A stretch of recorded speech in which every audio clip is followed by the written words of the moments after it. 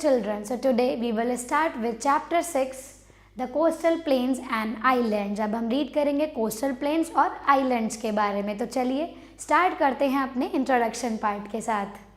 India has a long coast line of about 6000 kilometre.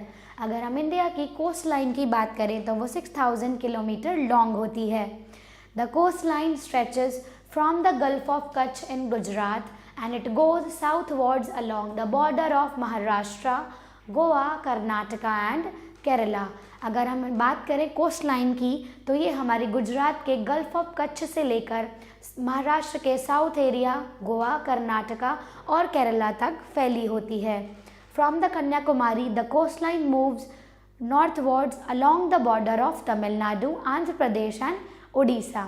अगर हम बात करें कन्याकुमारी से लेकर ये जो कोस्ट लाइन होती है ये हमारी नॉर्थ पार्ट तक तमिलनाडु, आंध्र प्रदेश और उड़ीसा तक फैली होती है.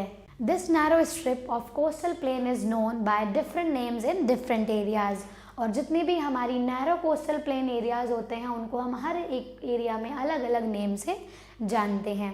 तो चलिए स्टार्ट करते हैं अगला paragraph. Coastal planes. Along this entire coastline lies a narrow strip of flat and lowland. अगर हम बात करें इस पूरी कोस्ट लाइन की तो इसमें काफ़ी सारी छोटी छोटी हमारी फ्लैट और लो लैंड वाली जो स्ट्रिप्स होती हैं वो देखने को मिलती हैं. On the inner side of the low land is a system of mountain ranges. अगर हम इसके लो साइड की बात करें, इनर साइड की बात करें तो वहाँ पर काफ़ी सारी माउंटेन रेंजेस देखने को मिलती हैं. The western Ghats and the eastern Ghat, जिन्हें हम वेस्टर्न घाट और ईस्टर्न घाट्स के नेम से जानते हैं. This even land which lies between the sea and the mountain ranges is called the coastal plain. और इसी हम लैंड एरिया को क्या कहते हैं जो कि समुद्र और माउंटेन के बीच में पाया जाता है उसको कहते हैं हम coastal plain. Right. The plateau region separates the coastal planes into 2 parts. अगर हम प्लेट्यू रीजन की बात करें तो ये हमारे कोस्टल प्लेन को 2 भागों में बांट देता है. The western coastal plain and the eastern coastal plains. Right children. So let's read about them. So first of all we will start with the western coastal plain. हम वेस्टर्न कोस्टल प्लेन के बारे में read करेंगे कि ये क्या होता है. It lies between the western Ghats and the Arabian sea. तो जितने भी वेस्टर्न कोस्टल प्लेन होते हैं वो वेस्टर्न घाट और अरेबियन सी के बीच में पाए जाते हैं. It stretches from the Gulf of Kutch in the north to Kanyakumari to the south. अगर हम इसकी बात करें तो ये हमारे गल्फ ऑफ कच्छ से लेकर साउथ के कन्याकुमारी तक फैला होता है. The western coastal plains can be divided into 3 regions. इनको हम 3 रीजन्स में भी डिवाइड कर सकते हैं. The Kathiawar, the Konkan coast and the Malabar coast. The northernmost region of the western coastal plain is known as Kathiawar. जितना भी हमारा नदर्न मोस्ट पार्ट होता है वेस्टर्न कोस्टल प्लेन का उनको हम काठियावाड़ इट मीन्स सौराष्ट्र के नेम से जानते हैं. This part lies between the Gulf of Kutch and the Gulf of Khambhat. इनको किसके नाम से जानते हैं? गल्फ ऑफ कच्छ और खंबात के नाम से जानते हैं. ऑल्सो नोन एज चंबे, जिनको हम क्या कहते हैं? कैम्बे, जिनको हम कैम्बे भी कहते हैं.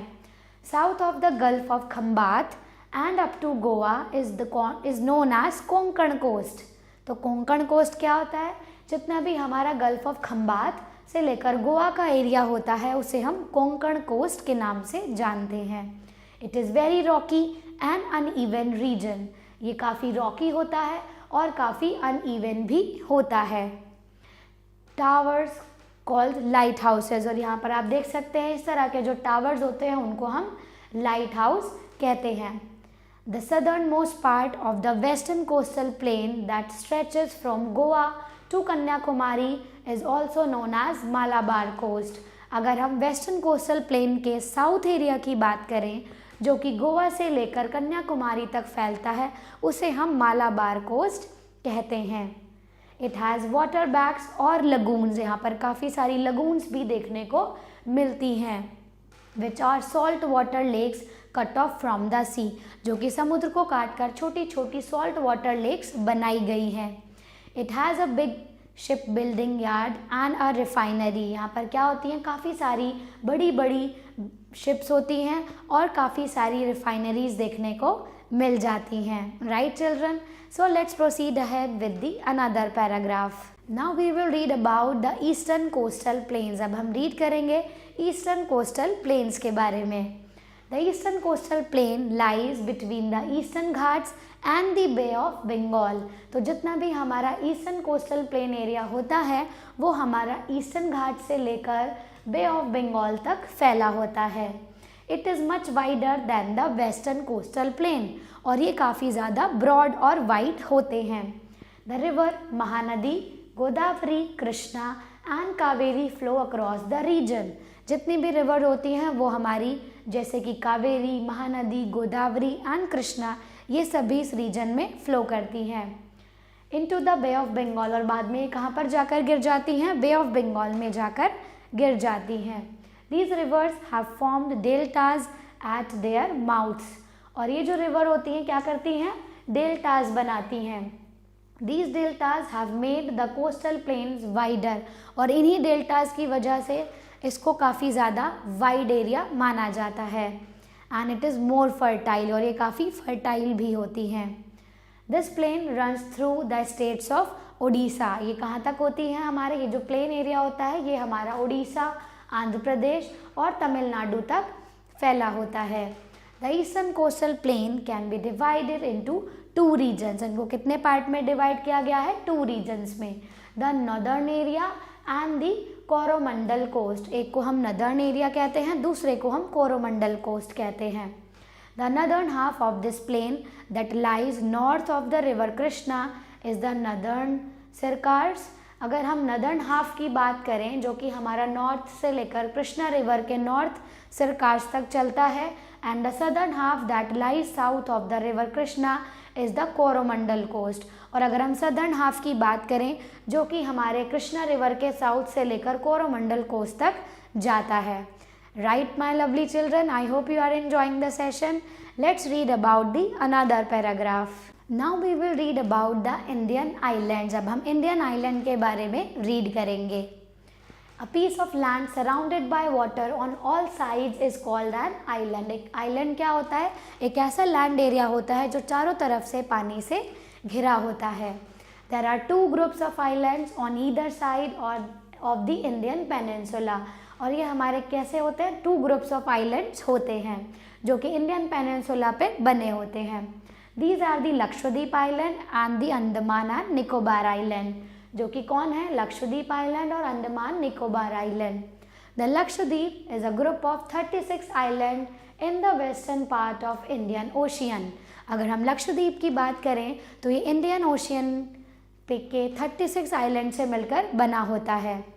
Each of these island is very small, और इसका हर एक आइलैंड बहुत ही छोटा होता है। Most of them are horseshoe shaped. इनमें से जितने भी हैं हमारे काफ़ी कुछ ऐसे होते हैं जिनकी जो शेप होती है वो हॉर्स शू के जैसी होती है। They form a union territory with Kavaratti as their capital, और कभी कभी अपनी खुद की एक यूनियन टेरिटरी बनाते हैं जिसका नेम है Kavaratti. So you can see this is called Lakshadweep island. It is like a horseshoe like shape. People are mostly fisherman. They make useful articles such as mats, fans, baskets out of coconut leaves। यहाँ के जितने भी लोग हैं वो fisherman होते हैं या फिर इस तरह की कुछ यूजफुल आर्टिकल्स बनाते हैं। The Andaman and Nicobar is a group of 300 big and small islands in the Bay of Bengal. अगर हम अंडमान और निकोबार आइलैंड की बात करें तो ये हमारा 300 बड़ी बड़ी स्मॉल और बिग आइलैंड से बना होता है। डीप इनटू द ओशियन, जो कि काफ़ी ज़्यादा गहराई में पाया जाता है। People do farming and grow rice, coconut, pineapple, mango, papaya and rubber. तो यहाँ के जो लोग होते हैं या तो वो फार्मिंग करते हैं या फिर कुछ इस तरह की चीज़ें ग्रो करते हैं। Teak tree grow wild in large numbers. अगर हम टीक ट्री की बात करें तो काफ़ी ज़्यादा क्वांटिटी में वो ग्रो किया जाता है। Right children, I hope you like the session. Let's proceed ahead with the book exercise of this chapter. So children, you have to revise the quick recap portion of this chapter so that you can get the knowledge in short way, right? Now we will proceed with the tick the correct option of this chapter. The northern Sarkars is located in the, जो आपका northern part होता है वो कहाँ पर located होता है? So it is located in Andaman and Nicobar Island. The Port Blair is the capital of, जो Port Blair है वो किसकी capital होती है? So answer will be Lakshadweep. The most important port of the western coastal plain is, आपको बताना है कि अगर हमारा वेस्टर्न कोस्टल प्लेन की बात करें तो सबसे इम्पॉर्टेंट पोर्ट क्या होता है? So you have to tell the answer. So answer will be Mumbai. Okay. Which river divides the eastern coastal plain into northern Circars and Coromandel coast? वो कौन सी रिवर होती है जो हमारे ईस्टर्न कोस्टल प्लेन को नदर्न सरकार्स और कोरोमंडल कोस्ट में डिवाइड कर देती है? Right children, so you have to give the answer by your own.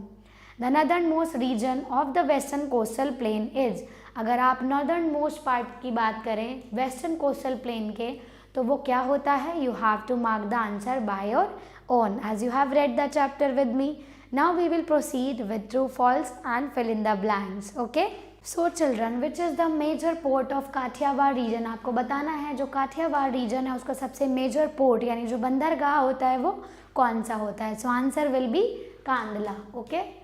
So answer will be Kandla over here. The biggest city of the Konkan coast is Mumbai. अगर हम Konkan coast की बात करें तो उसकी जो सबसे बिग सिटी है वो है बेटा Mumbai. Dash is the biggest seaport and natural harbour of the western coastal plain and it is a group of islands in the Bay of Bengal.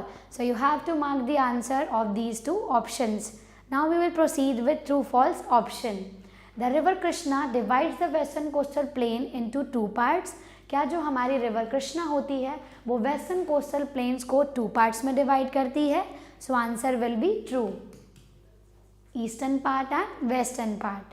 The Konkan coast is wider than the Malabar coast. क्या जो Konkan coast होता है वो Malabar coast से काफ़ी wide होता है? So answer will be true.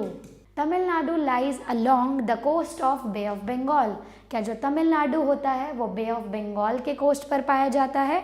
You have to give the answer for both the options and the remaining part of this chapter you have to attempt by your own. Thank you so much for watching this. I hope you liked today's session. Have a good day ahead. So children, I hope you enjoy the class. Thanks for watching this video.